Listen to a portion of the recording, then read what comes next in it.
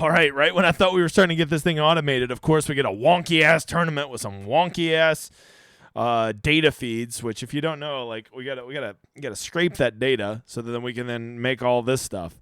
You can see it's we're putting the final touches on the stone right now. By we, I mean me, the editor, Zach.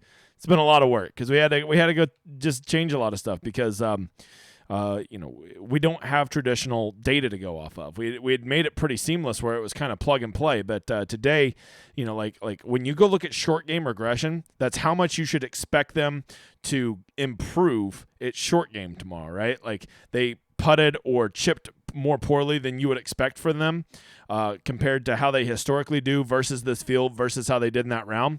Problem is, we're just looking at their last round at Stadium Course. Now, for somebody like Patrick Cantlay, that's great because his last round was at the Stadium Course. But somebody like Jason Day, he played the Stadium Course like the first day. So that's drawn his short game data from 2 full days ago. So you got to take the short game regression with a little grain of salt. The bad round regression should be fine. We just did strokes gained total from each course they played at. So we still had good data to go off there. They are going off in threes off both tees, so there's not much of a tee time advantage with the weather that I see, so we're not going to chase that. We got everything else should still be the same. You got your previous round, which, by the way, notice a lot of these guys have 0 on there. That's because they played at a course that had no strokes gained data, right? And then you have overall for the event how they're doing. Price relationship's the same. Round 4 historical is the same. Like the be careful guys, like, if you really want to bank on Christian Bezainhout after a 10 under, go ahead. I'm not saying he can't do it. I'm just saying think about it. That's what that means when I say be careful. Okay, 50-50 means it's 50-50. They could go either way. And one is like, well, they seem like there's no way they could do good. Or they could. Ownership, as always, we got it in the 3 big buckets. Under 15%, I think, is a green light. 15 to 30 is more than acceptable at Showdown when we only have 68, maybe 69 guys. I think 69 guys made the cut. Nice. And then, once you get over 30, you better really love a motherfather to be playing a guy over 30%. I think that's going to be your Roms, your Schefflers, your Finals, your Burns, people like that, right? From there, I gave you quite a few cash plays today. I will say the cash plays I was a little bit more conservative with than I normally am, just because there wasn't many great plays. If you don't know, I'm not kidding, like every high-price guy made the cut, which is an interesting note to remember for tomorrow. Because they are through round 3 before they did the cut, there's going to be a lot of people in the player pool tomorrow that missed the cut. So don't play them, right? Don't go play Aaron Wise. Okay, don't go play... who was another big one? Cam made it. Will made it. Oh, Brian Harmon. Don't go play guys like that, right? They missed the cut. I guarantee you they'll be like 1% owned tomorrow, even though they missed the cut. So don't do that, right? But I will tell you, almost every high-priced guy made it. Like every guy 9,000 above, I believe, made the cut this week. And so because of that, there's some really nice chances to pivot up there. You see I got tons of pivots from the $8,100 up range.